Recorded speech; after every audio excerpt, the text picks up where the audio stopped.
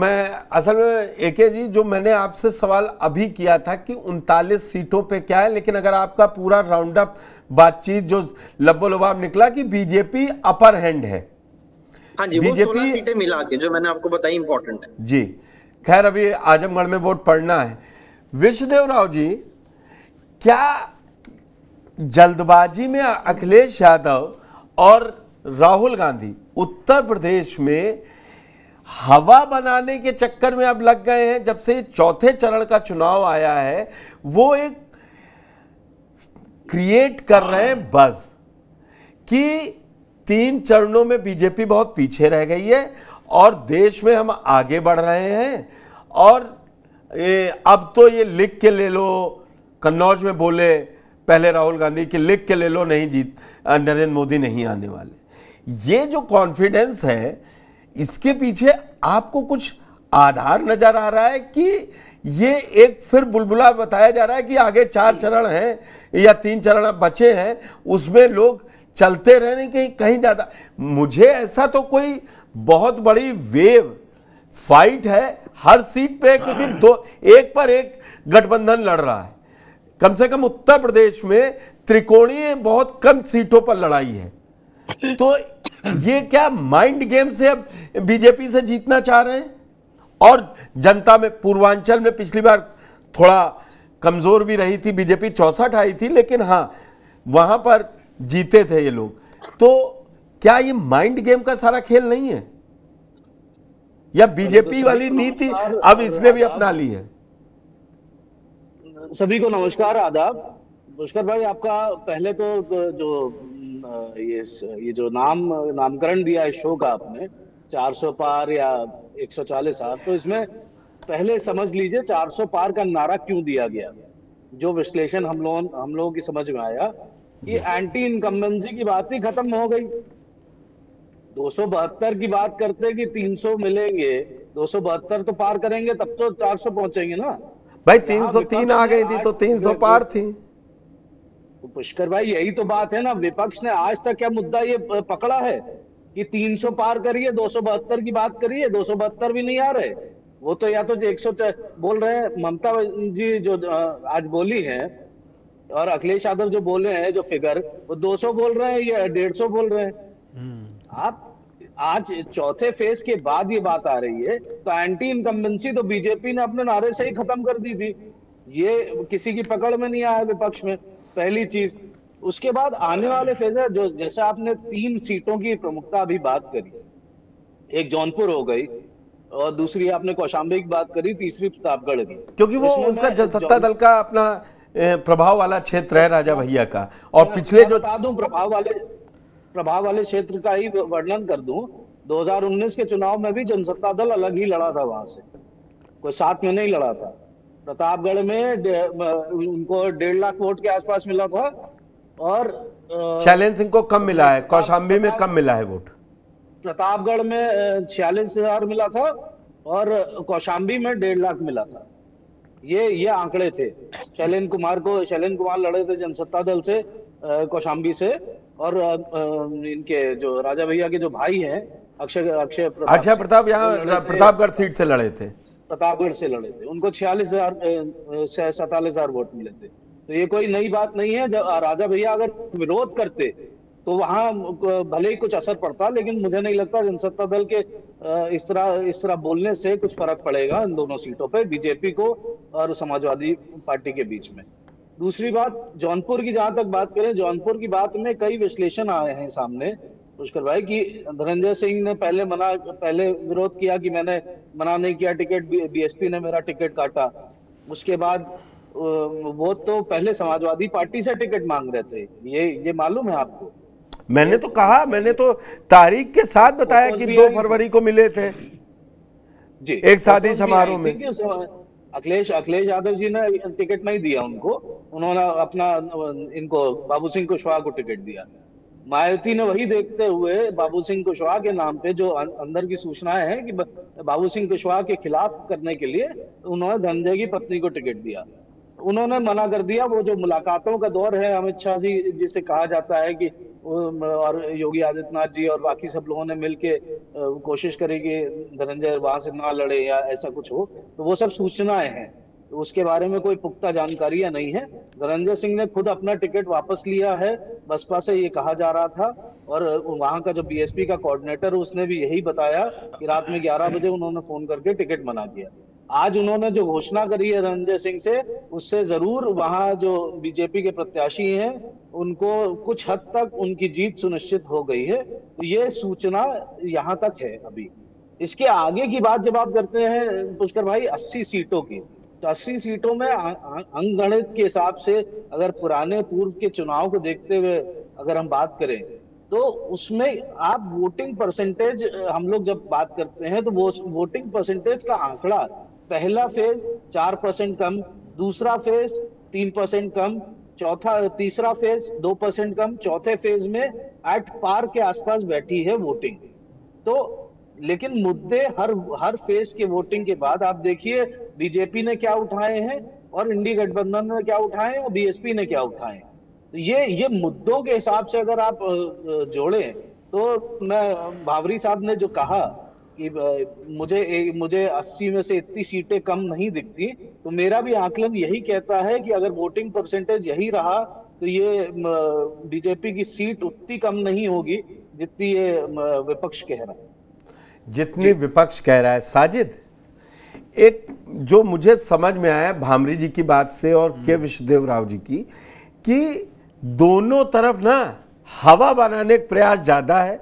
ना तो वो 140 वाली हार होने जा रही है, अखिलेश भी जानते हैं, और वो भी 400 पार नहीं पहुंच रहे हैं। ए.के. भामरी जी ने बहुत ईमानदारी से विश्लेषण और सीटों का नाम लेके बताया, क्योंकि मैंने कहा था जो 80 जीतेगा, 80 में अगर वही वाला प्रदर्शन रहेगा जो 14 में था, जो पहले रहा है, जो 14 में रहा, 19 में तो 64 रहा, 14 में 74 था, अगर वो वाला रहा तो कहानी कुछ समझ में आती है। लेकिन जिस तरीके से अगर इसको नापे, तो दोनों तरफ से हवाई बातें या बूस्टअप करने के लिए, जिसको कहते हैं, अभी बीच मैच में नहीं कहा जाता है अभी खींच लो आईपीएल में 10 ओवर की बात किया है, 100 बने, लास्ट में 100 ओवर बैटिंग चल रही। और आज कहना भी अखिलेश यादव को जरूरी था, क्योंकि एक पूरा शक्ति प्रदर्शन प्रधानमंत्री मोदी के नामांकन में दिखाई दिया। किस तरीके से 12 स्टेट के मुख्यमंत्री, जयंत चौधरी, ओम प्रकाश राजभर, संजय निषाद, मतलब पूरा दरबार सजा दिया गया कि हमारे साथ फोर्स बढ़ी है। जी पुष्कर भाई, दक्षिण से भी आए थे, मैंने तो कहा अभिनेता है, जनसेवक, वो एनडीए में शामिल है, जी जी बिल्कुल, पवन शामिल है, पूरा है। इसीलिए है कि आज चर्चा यूपी में इसीलिए है। 400 पार वालों ने भी अपना शक्ति प्रदर्शन वाराणसी में किया। अखिलेश और राहुल झांसी में थे, उन्होंने कहा कि कोई चक्कर में पड़ने नहीं, संविधान बचाइए, ये 140 के नीचे है। मैं वही कह रहा हूं कि क्या है पुष्कर जी, होता क्या है ना, सियासी दलों में एक बड़ी चालाकी होती है, बल्कि मैं ये कहूंगा कि सियासी दलों के पास जो एक म्यान होती है ना, उसमें शब्दों की शमशीर होती है। हाँ। वो चलाते हैं एकदम समय पे कि अब कहाँ चलानी है। जैसे आप कह रहे थे काशी में जो एनडीए का एकदम शक्ति प्रदर्शन हुआ, भव्य और दिव्य था यकीनन। प्रधानमंत्री का तो इंडिया वालों में थोड़ा सा कम से कम उस चीज को कम करने के लिए या उसके पलटवार के लिए या उस पे वार के लिए, उस पे उसकी काट के लिए अखिलेश यादव ने एकदम से 140 वाला आंकड़ा दे दिया। और लॉजिक बड़ा अच्छा उसके पीछे दिया, हालांकि कि 140 करोड़ वाली जनता 140 पे लाके छोड़ेगी। हालांकि 140 करोड़ में वो भी हैं जो 400 पार इनको कराने के लिए लगे हैं, वो भी तो है। और दूसरी बात जो ये कह रहे थे चुनाव से डिक्लेयर के बाद भी 80 हार, 80 में 80 वो कहते थे, अब की 80 में 80 है, मिशन 80 है। हाँ, मिशन 80 है, तो वो कह रहे हैं ये 80। जब कोई पत्रकार पूछता है, हम लोगों ने कभी भी पूछा, खट से यही 80 हार हो रही। माइंड गेम है। आखिरी जो 3 चरण बचे, पहले 4 चरण 4 हो गए हैं, तीन में जो हमने अभी तक देखा है। और मैंने इसीलिए कहा, अब पूर्वांचल मैंने राघवेंद्र जी से इसीलिए शुरुआत की, क्योंकि पहले 2 चरण में इंडिया गठबंधन को लगा के हम कम से कम आगे चल गए हैं। अब आपसे 10 साल से लड़ते लड़ते अखिलेश यादव को भी समझ में आ गया है कि माइंड गेम ही जरूरी है। क्योंकि कर्नाटक, अखिलेश यादव बोलते हैं, जब बात सुनिए उनकी कि ये तो हिमाचल हार गए, बता रहे थे हरियाणा में 75 पार का नारा दे रहे थे तो वहाँ 41 रह गए, वहाँ कर्नाटक में बता रहे थे अब कि सब कुछ क्लीन स्वीप है तो वहाँ बहुत पीछे रह गए। तो माइंड गेम आपने विपक्ष को भी सिखा दिया है। पुष्कर जी, अखिलेश यादव क्यों हमारी पिच पे खेल रहे हैं? 400 पार का नारा हमने दिया, कम से कम इनको भी तो अपना कोई नारा देना चाहिए। हमारे नारा पर कह रहे हैं वो 140 से ज्यादा नहीं जाएगा। अरे आप बताइए इंडी गठबंधन कहाँ जा रहा है? वास्तविकता ये है, चाहे अखिलेश यादव हो चाहे राहुल गांधी भी, ये बिल्कुल इनकी लोकप्रियता, विश्वसनीयता देश और प्रदेश में शून्य हो गई है। वास्तविकता यही है। ये लोग गाना गाते घूम रहे हो बिल्कुल भी। ये बताइए, देश के प्रधानमंत्री जो 70 प्लस है, उत्तर प्रदेश के मुख्यमंत्री लगभग 1 सैकड़ा सभाएं कर चुके हैं जो राहुल गांधी और अखिलेश यादव की उम्र के ही है। ये लोग क्या कर रहे हैं? ये भारतीय जनता पार्टी के गिन रहे हैं 400 पार नहीं जाएगी, 80 पार नहीं जाएगी, इनके ये हो रहा है, इतनी सीटें आ रही है। अरे अपना बताइए, आप पे नेता कौन है? आपका कॉमन मिनिमम प्रोग्राम क्या है? आपका प्रधानमंत्री क्या है? हमारे बीच में खेल रहे, हमारी बातें करें, देश की जनता को बेवकूफ समझाए क्या? वो ये नहीं जानती आप लोग अगर जीत गए तो जूते में दाल बटेगी, हर साल दाल बटेगी। भाई शब्दों का लोकतंत्र है, कोई भी हारता है कोई भी जीतता है। राघवेंद्र जी, फिर वो अभी दुबे जी शुरू होंगे।